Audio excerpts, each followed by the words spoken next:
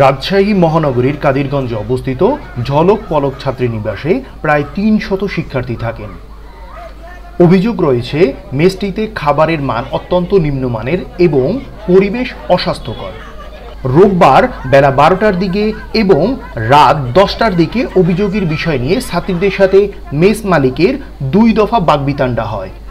এই ঘটনার পর মেস মালিক ও তার ২ পুত্রের সাথে ছাত্রীদের বাকবিতণ্ডার এক পর্যায়ে মেস মালিক আব্দুল মতিনের পুত্র পলক এক ছাত্রীকে মারধর করে।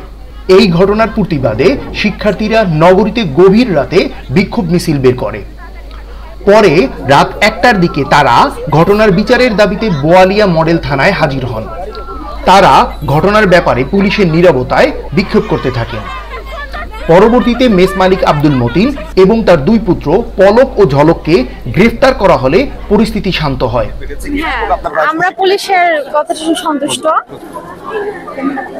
আমাদের আশ্বাস দিয়েছে যে আমরা সেফ থাকবো ওখানে, আর সকল প্রবলেমগুলো সলভ করে দিয়েছে। আর কোনো প্রবলেম হলে আশা করি যে তারা হেল্প করবে আমাদের।